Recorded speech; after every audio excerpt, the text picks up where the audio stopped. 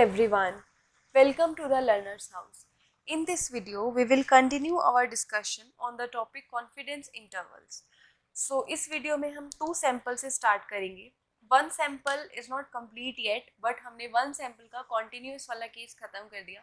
तो अभी हम कॉन्टिन्यूस वाला केस ही कंप्लीट करेंगे. 1 सैम्पल हो गया. Now we will start 2 sample. And if you are reading the book, then 1 sample के बाद आपको डिस्क्रीट केस मिलेगा 1 सैम्पल का, पर उसे अभी छोड़ दो. अभी हम कॉन्टिन्यूस केस ही ख़त्म करेंगे. So let's come to page number 20.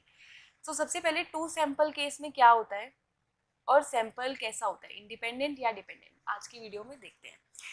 2 sample case हमें इसलिए लेते हैं क्योंकि हमें क्या करना है, हमारे पास 2 पॉपुलेशंस हैं. हमें उन पॉपुलेशंस के पैरामीटर को कंपेयर करना है बेसिकली. ठीक है, जैसे फॉर एग्जांपल कि कोई भी एक पॉपुलेशन है जिसका पैरामीटर वो पॉइजन फॉलो कर रही है या कुछ भी फॉलो कर रही है और पैरामीटर है उसके पास μ1. दूसरी पॉपुलेशन का है पैरामीटर μ2. तो इन दोनों में क्या फ़र्क है, बेसिकली ये हम यहाँ पर इस वीडियो में निकालते हैं. सो μ1 माइनस μ2 का यहाँ पर हम कॉन्फिडेंस इंटरवल निकालेंगे एंड ऐसे ही σ1 अपॉन σ2 का भी निकालेंगे. वहाँ पर डिफरेंस में नहीं होता क्योंकि इसको हम बेसिकली वेरिएशन के अकॉर्डिंग पढ़ते हैं, तो वो प्लस में हो माइनस में हो फ़र्क नहीं होता, इसलिए हम इसमें रेशो निकालते हैं. सो 3 फॉर्मूलेज यहाँ पर भी पढ़ेंगे. उससे पहले जो सैंपल की हम इसमें बात करें, 2 सैंपल जो हम बोल रहे हैं, हम कह रहे हैं कि वो दोनों सैंपल्स एक दूसरे से इंडिपेंडेंट है, क्योंकि जो फॉर्मूलेज अभी मैं लिखूंगी उस फॉर्मूले में ये एजम्पशन यूज़ की गई है कि इंडिपेंडेंट है. अगर इंडिपेंडेंट नहीं होते, डिपेंडेंट होते, तो ये फॉर्मूले डराइव नहीं हो सकते, और डिपेंडेंट का केस हम अलग से पढ़ने वाले हैं. ठीक है, सो बुक में अगर आप देखोगे तो फॉर्मूलेज थोड़े से अलग तरीके से और थोड़े से टफ वे में लिखे हुए हैं, पर please follow these formulas only, क्योंकि इसी से कंसेप्ट क्लियर होगा. वो फॉर्मूलेज टफ हैं, खुद से पढ़ोगे नहीं समझ आएगा. एग्जाम में भी you can use these formulas only जो मैं लिख रही हूँ. सो कहीं पर भी कुछ कटेगा नहीं. 2 सैम्पल कॉन्टिन्यूस की हम बात करें, ऑल्दो फॉर्मूले दोनों सेम है, फ़र्क है ही नहीं दोनों में, बस ईजिली आप इन वालों को समझ सकते हो. तो पहला फॉर्मूला है x1 bar minus x2 bar minus μ1 minus μ2 upon में root over σ1 square by n1 plus σ2 square by n2. This follows standard normal. तो ऐसे ही यहाँ पर हमारे पास standard normal, T distribution and then F के फॉर्मूले हैं. तो अभी हम स्टैंडर्ड नॉर्मल पे ही क्वेश्चन करेंगे. स्टैंडर्ड नॉर्मल, टी डिस्ट्रीब्यूशन, दोनों में बस एक ही फ़र्क है कि यहाँ पर हमें दोनों पॉपुलेशन के पॉपुलेशन स्टैंडर्ड डेविएशन या फिर पॉपुलेशन वेरिएंसेस गिवन है. बट इन दैट केस जो नेक्स्ट वाला फॉर्मूला हम लिखने वाले हैं टी डिस्ट्रीब्यूशन वाला, उसमें हमें वो चीज़ गिवन नहीं होगी. तो σ1 σ2 एक पूल्ड वेरिएंस से रिप्लेस हो जाएंगे, जिसको हम बाद में पढ़ेंगे. एंड नेक्स्ट थर्ड हमारा जो फॉर्मूला है इसके अंदर, वो भी वेरिएंसेस को ही कंपेयर करता है, पर आज की वीडियो में अभी फ़िलहाल फर्स्ट फॉर्मूले पे ही फोकस रखेंगे. तो फर्स्ट फॉर्मूले पे हम क्वेश्चंस भी करेंगे. अभी यहाँ पर हम देख सकते हैं कि 2 मीन्स हैं और 2 ही n1 n2 है, 2 ही ये है सिग्मा.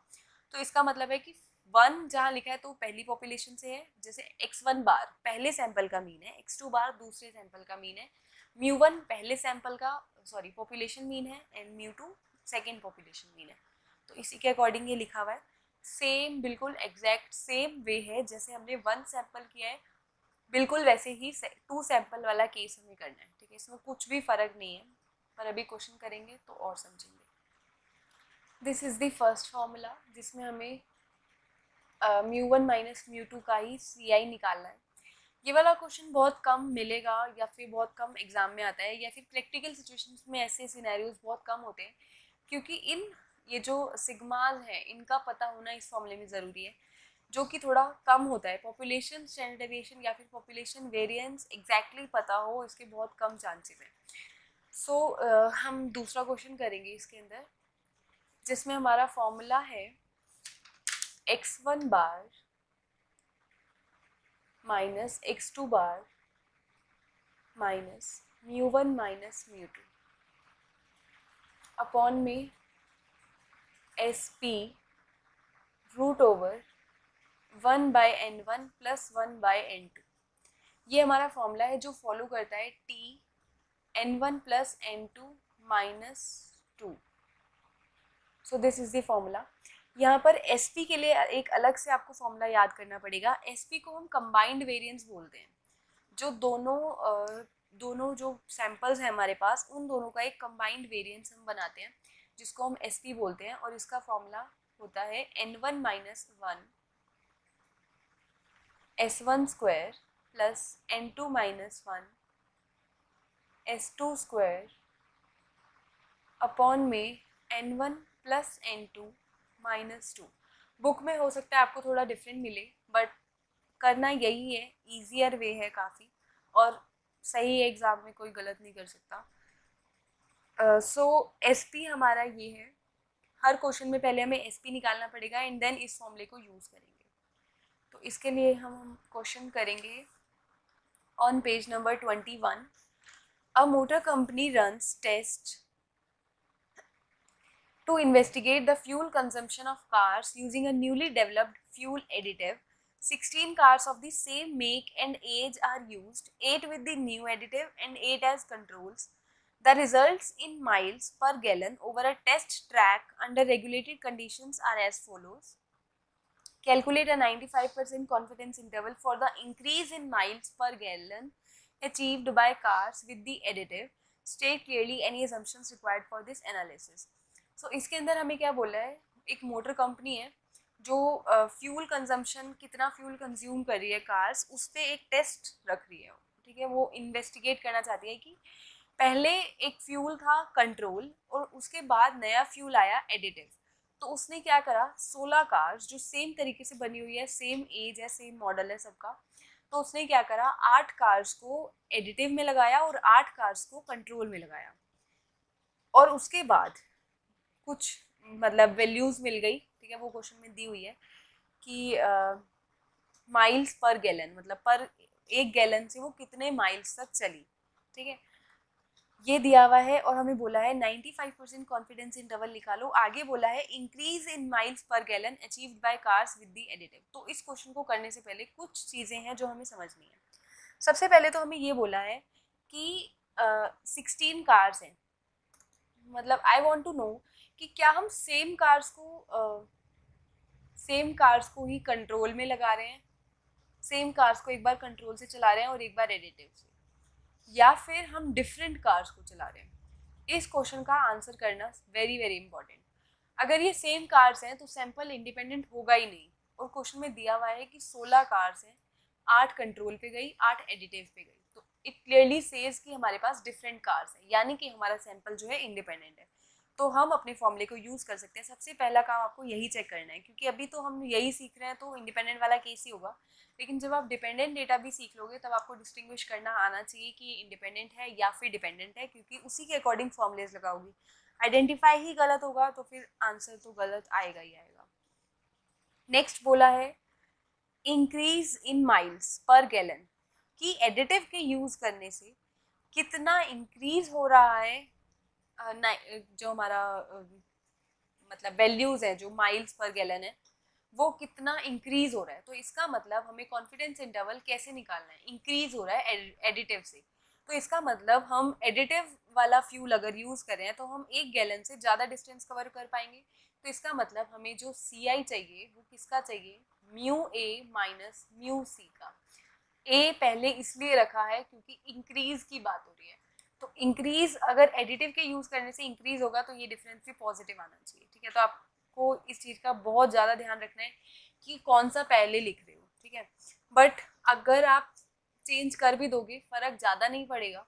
अगर आपने यहाँ पर म्यू ए माइनस म्यू सी लिखना है तो यहाँ पर फॉर्मूले में ए बार माइनस सी बार लिखना, जो इधर पहले वही इधर पहले, एंड देन अपॉन में आ जाएगा हमारा SP root over 1/NA plus 1/NC.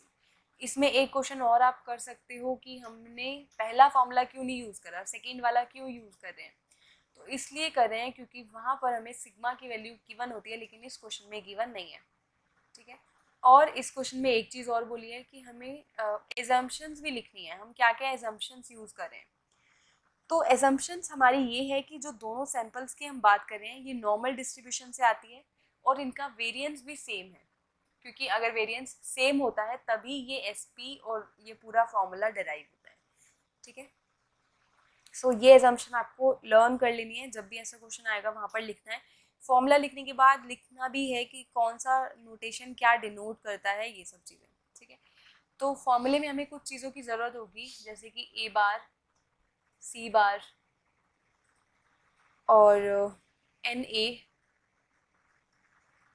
N C and S P, और एस पी के लिए हमें S1 S2 ये सारी चीज़ें भी चाहिए।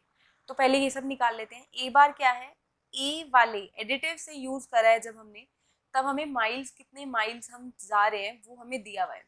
सो ए के लिए दिया हुआ है 31.4। अगर किसी के पास बुक नहीं है या फिर दूसरा एडिशन है जिसमें नहीं है ये क्वेश्चन, तो आप यहाँ से नोट कर सकते हो। ए के लिए 31.4, 29.9, 33.2, 34.4, 32, 22.7, 28.7, 26.1, 30.3 ये वैल्यूज़ दी हुई है। और ऐसे ही सी के लिए मैं यहाँ लिख देती हूँ 31.4, sorry this is for A. C के लिए दिया हुआ है 27, 32.2, 30.4, 28, 26.5, 25.5, 29.6, 27.2 ये सारी वैल्यूज़ दी हुई है। सो इन वैल्यूज़ को आप कैलकुलेटर में पुट करके डायरेक्टली अपना मीन और स्टैंडर्ड डेविएशन निकाल सकते हो। I am writing the values. A bar आपका आना चाहिए 30.75, सी बार आना चाहिए 28.3, एन ए और एन सी 8 आने चाहिए, क्योंकि हमारे पास 8 वैल्यूज़ दी हुई हैं, मतलब हमने 8 कार्स को ऐसे रन किया है। एस ए हमारा 48.06, not exact values given here. So S1 S2 छोड़ो, SP दिया हुआ है डायरेक्टली 5.96, SP स्क्वायर दिया हुआ है ये। तो SP निकालने के लिए हम इसका रूट कर लेंगे, ठीक है। फॉर्मूले का ही यूज़ है इसके अंदर, तो कुछ भी नहीं है। आप डायरेक्टली डेटा वैल्यूज़ को कैलकुलेटर में पुट करके भी मीन वेरिएंस, स्टैंडर्ड डेविएशन सब कुछ निकाल सकते हो, ठीक है। अब यूज़ करते हैं फॉर्मूला। So let's start. यहाँ पर 0.95 आप लिखोगे अगर आपको 95% चाहिए तो। प्रोबेबिलिटी, यहाँ फॉर्मूला आएगा हमारा A bar minus C bar. I think I need more space for this, so ऐसे लिखते हैं इसको। Probability A bar minus C bar minus mu A minus mu C upon में S P root over 1/NA plus 1/NC, ठीक है। और left right में values table से देखेंगे और यहाँ आएगा 0.95। तो ये हमारा टी डिस्ट्रीब्यूशन फॉलो करता है with degrees of freedom 8 + 8 - 2। So T with degrees of freedom 14। Let's see what is the answer here. T 14 पे चाहिए। T 14 is here.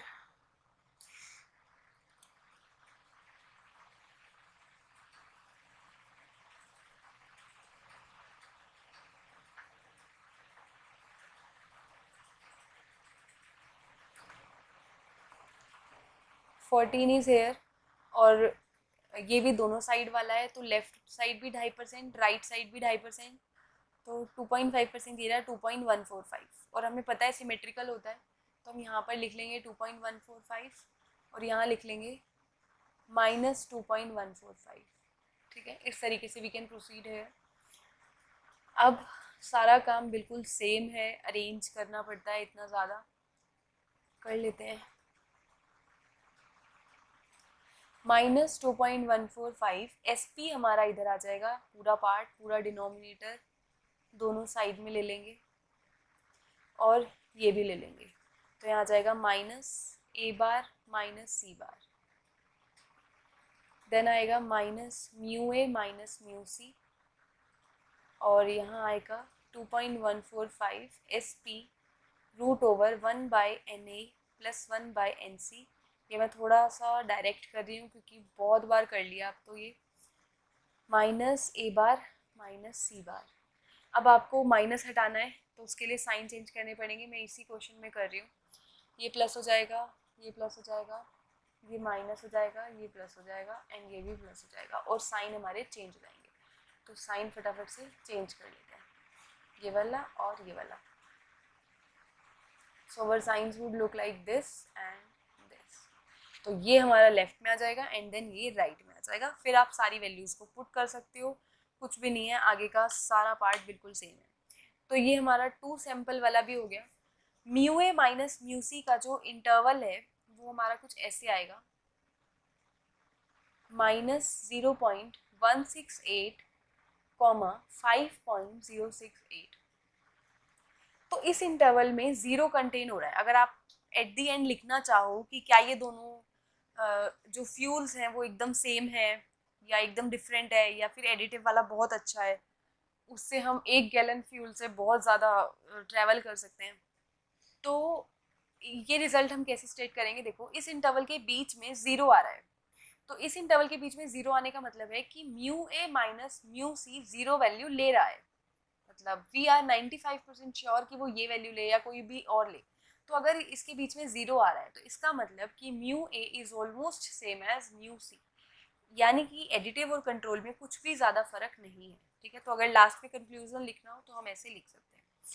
नेक्स्ट हम 2 पॉपुलेशन वेरिएंसेस वाला केस करेंगे, जिसमें हमारा फॉर्मूला होता है S1 square upon S2 square upon sigma 1 square by sigma 2 square, और ये हमारा फॉलो करता है F distribution with first degree of freedom N1 minus 1 and then second N2 minus 1। तो इसमें 2 होती हैं ये, V1 V2 या μ1 μ2 कह सकते हो आप। तो इसमें हमें देखना होता है सिग्मा 1 और सिग्मा 2 कि क्या इन दोनों में कुछ फ़र्क है। तो इसको भी हम क्वेश्चन की हेल्प से समझेंगे। This is given on page number 23। For the fuel additive data in the previous question, calculate a 90% confidence interval for the ratio sigma c square by sigma a square of the variances of the fuel consumption distributions both without and with the additive, and comment on the equality of variances assumption needed for the analysis in that question। तो यहाँ पर हमें comment करना है कि क्या variances बराबर हैं या नहीं। तो सेम क्वेश्चन है एडिटिव और कंट्रोल फ्यूल्स वाला। तो इस क्वेश्चन को करते हैं।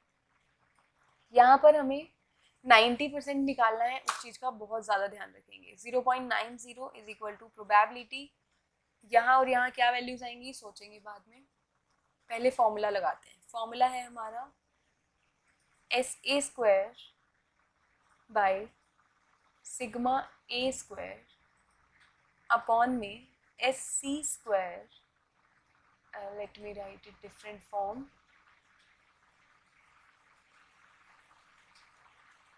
तो अभी जो हमने फॉर्मूला लिखा था उसी को देखते हैं। ये फॉर्मूला है, तो इसको थोड़ा सा मॉडिफाई कर लेते हैं। S1 square by S2 square into में sigma 2 square by sigma 1 square, इस फॉर्म का कुछ बनेगा ये। ठीक है, डिवाइड वाले पार्ट को मल्टीप्लिकेशन में चेंज कर दिया। तो अगर हम बोलें कि 1 हमारा एडिटिव है और 2 हमारा कंट्रोल है, तो हम इसको ऐसे लिख सकते हैं, SA square by SC square into में sigma C square by sigma A square. ठीक है, तो ऐसे करके निकाल लेंगे, कोई प्रॉब्लम नहीं है। सिग्मा A ऊपर रखना हो तो वो भी रख सकते हैं। ठीक है, सो यहाँ पर क्या वैल्यूज आएंगी वो हम F डिस्ट्रीब्यूशन से देखेंगे।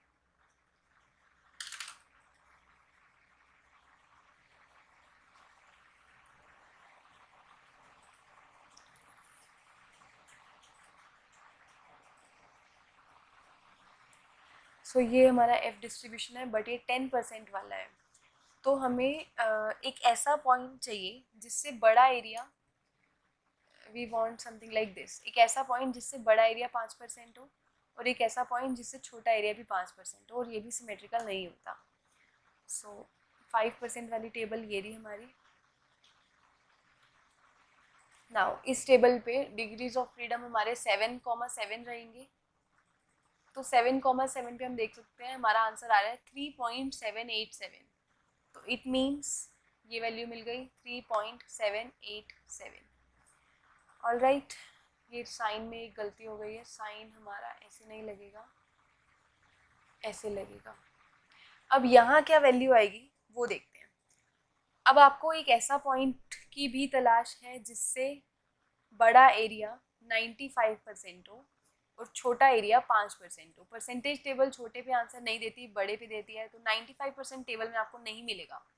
तो उस चीज़ के लिए हम क्या कर सकते हैं, वी हैव अ ट्रिक।